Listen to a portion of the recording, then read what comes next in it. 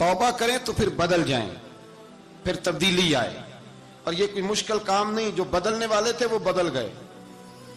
बड़ा कुछ करते थे पर फिर वो लोग बदल गए। हजरत फुजाला रदी अल्लाह ताला अन्हु कहते हैं कि मैं बड़ा दिलदादा था औरतों का,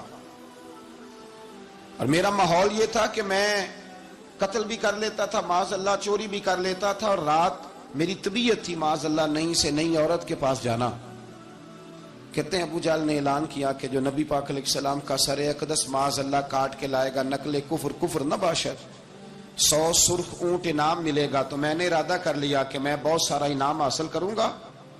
कुरान मजीद में ना अल्लाह फरमाता है कि बहुत सारे लोग ऐसे हैं जिन्हें अगर मैं रिस्क में कुशादगी दे दूं, ज्यादा पैसे दे दूं, फरमाया बागी हो जाएं, वो सरकश हो जाएं। ये बहुत सारे लोगों को जो अल्लाह तबारक व तआला इत्दाल में रखता है तो ये उनके लिए बेहतर है। हर बंदा दौलत के होते हुए नेक हो सकता, तो ये अल्लाह अगर रखता है ना इत्दाल में तो शुक्र करे अल्लाह का, वरना तो लोग अय्याशियां करें, पता नहीं क्या कुछ कर गुजरे। तो हजरत फुजाला कहते हैं कि मैंने खंजर तैयार किया और मैंने बगल में उसको छुपाया, ऊपर मैंने चादर ओढ़ ली। अब मुझे पता था ज़ोहर की नमाज के बाद नबी पाक सल्लल्लाहु अलैहि वसल्लम तवाफ़ काबा के लिए, बैतुल्लाह शरीफ के तवाफ के लिए जाते हैं। कहते मैं भी उस तरफ बढ़ा। रस्ते में ना वो खातून जिसके घर मैंने रात आना था, मैंने दरवाजे पे दस्तक दी। मैंने कहा कि तैयार रहना, तैयार रहना, आज मैं बड़े पैसे लेके आऊंगा। उसे मैंने ये कहा और फिर मैं चला गया बैतुल्लाह शरीफ का तवाफ करने। कहते हैं अल्लाह के महबूब भी तवाफ कर रहे थे तो मैंने भी तवाफ शुरू कर दिया। इरादा ये था कि जहां नबी पाक अलैहिस्सलाम मेरे करीब से गुजरेंगे तो मौका पाकर मैं हुजूर के जिस्म अक़दस पर खंजर खोप दूंगा और माज़अल्लाह शहीद कर दूंगा। कहते हैं हुजूर एक दफा भी मेरे पास से गुजरे तो मैं हिम्मत ना कर सका, दूसरी दफा भी पास से गुजरे तो मैं हिम्मत ना कर सका, तीसरी दफा भी गुजरे तो मैं हिम्मत। नबी करीम सल्लल्लाहु अलैहि वसल्लम 2-3 दफा गुजरे तो फरमाते हैं कि मुझे मौका ना मिला, इसलिए कि हुजूर फरमाते हैं अल्लाह ने रोब के साथ मेरी मदद फरमाई, दुश्मन पर मेरा रोब तारी हो जाता है। फरमाते हैं जब चक्कर पूरे हो गए तो महबूब करीम ना छठे चक्कर पे फरमाने लगे फुजाला चक्कर एक रह गया है, बेखबर हो जो गुलामों से वो आका क्या है, एक फेरा रह गया है। कहते तवाफ मुकम्मल हो गया तो महबूब मेरे करीब आए, फरमाया वो काम करते क्यों नहीं जिसके लिए आए थे। मैंने अर्ज की या रसूलल्लाह कौन सा काम, कैसा काम? अंदर तो चोर था ना, बांझ फकीरों किसे नहीं मारिया ए होई चोर अंदर दा, अंदर चोर था ना। कहते हैं हुजूर ने मुझे कंधे से पकड़ के हिलाया, फरमाया करते क्यों नहीं। जब हुजूर ने हिलाया तो वो खंजर भी पैरों में गिरा और मैं भी रसूलुल्लाह के पैरों में गिर गया। मैंने कहा हुजूर मुझे कलमा पढ़ा दें।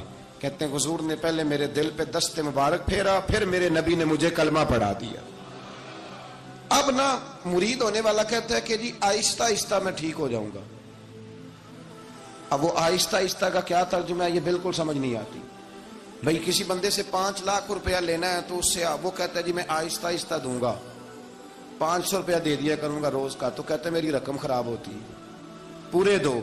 और नेकी की बात जब आती है तो कहते हैं हजरत साहब दीन इतना सख्त नहीं है, मैं आहिस्ता आहिस्ता ठीक हो जाऊंगा। अब मैं मगरिबी शाप पढ़नी शुरू कर दी है मैंने, अब मैं तस्बीह ले ली है कल मैंने, भी आहिस्ता आहिस्ता मैं ठीक हो जाऊंगा। यानी रकम लेनी हो तो वो आहिस्ता आहिस्ता कबूल नहीं है। लेकिन और मकान की रजिस्ट्री अगर करानी हो तो मालिक मकान कहे कि आहिस्ता आहिस्ता करा लो, कहते हैं पैसे पूरे दिए, सवेरे चल और बयान दे। ये क्या बात हुई? यहां ये जो हमारा माहौल था ना, कर लेंगे हो जाएगा, यकीन करें लोग कब्रों में चले गए हैं पर मस्जिदों में नहीं आए। हर काम से लोग रिटायर हुए पर गुनाहों से रिटायर नहीं हुए। आखिर तक तबाही उतर गई लेकिन लोग बदलने को तैयार ना हुए।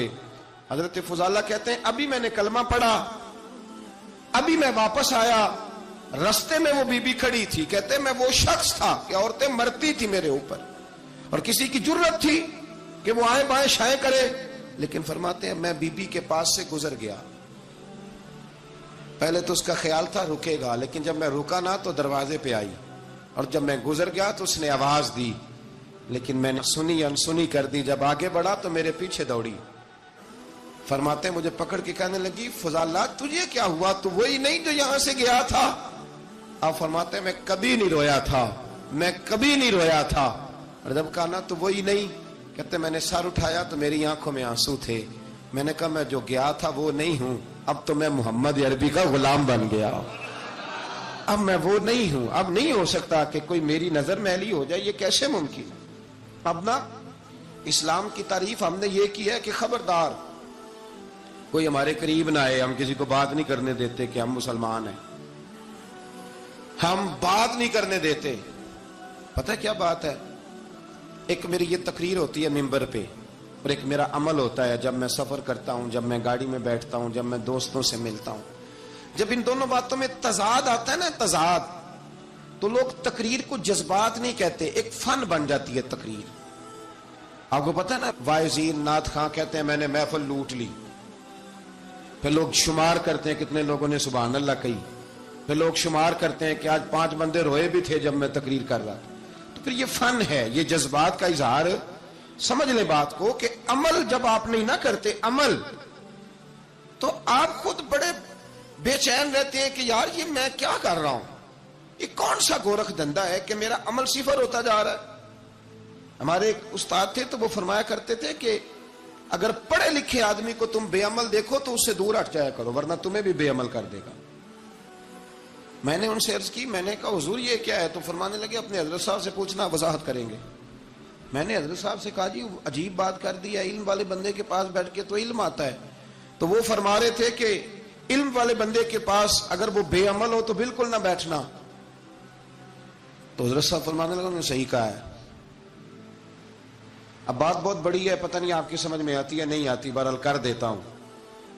پڑھا لکھا بندہ اگر بے عمل ہو تو اس کے پاس، تو میں نے کہا حضور کیوں؟ فرمانے لگے اس لیے کہ وہ اپنی بے عملی پر بھی دلائل دے گا، وہ بے عملی پر بھی دلیلیں قائم کرے گا کہ یہ وجہ ہے تو اس لیے میں ایسے کر رہا ہوں۔ تو چونکہ وہ بے عمل ہے اور ہے پڑھا لکھا، نبی کریم صلی اللہ علیہ وسلم کے غلام نہ پل بھر میں بدل جاتے تھے۔ اور اللہ تعالیٰ بھی نا بڑے موقع دیتا ہے ہمیں، بڑے موقع۔ حضور نے فرمایا جس نے ایمان اور احتساب کی نیت سے روزے رکھے وہ نئی زندگی کا آغاز کرے، اس لیے کہ اللہ نے اس کے پچھلے سارے گناہ معاف فرما دیے۔ میرے نبی کریم علیہ الصلوۃ والسلام نے فرمایا جو شخص بیمار ہو گیا، مریض ہو گیا، اور نسائی شریف میں فرمایا کہ 3 دن تک بستر پہ رہا اور اس نے شکوہ نہ کیا اللہ کا، اور جب وہ شفا یاب ہو کے بستر سے اٹھا ہے نا، تب اللہ نے اس کے پچھلے سارے گناہ معاف فرما دیے۔ اور فرمایا جو حج کرنے گیا، حج کر کے واپس آیا، اللہ کے حبیب فرماتے ہیں یوں سمجھے کہ میں آج ہی ماں کے پیٹ سے پیدا ہوا۔ بڑے موقع اللہ نے دیے، بڑے موقع، بڑے سارے موقع عطا فرمائے کہ میں تیرے پچھلے گناہ معاف کر دوں گا، تو بھی تو نئی زندگی کا آغاز کرنا، تو بھی تو شروع کرنا نئے سرے سے، تو بھی تو بدل کے آنا، تو بھی تو اپنے اندر تبدیلی پیدا کرنا۔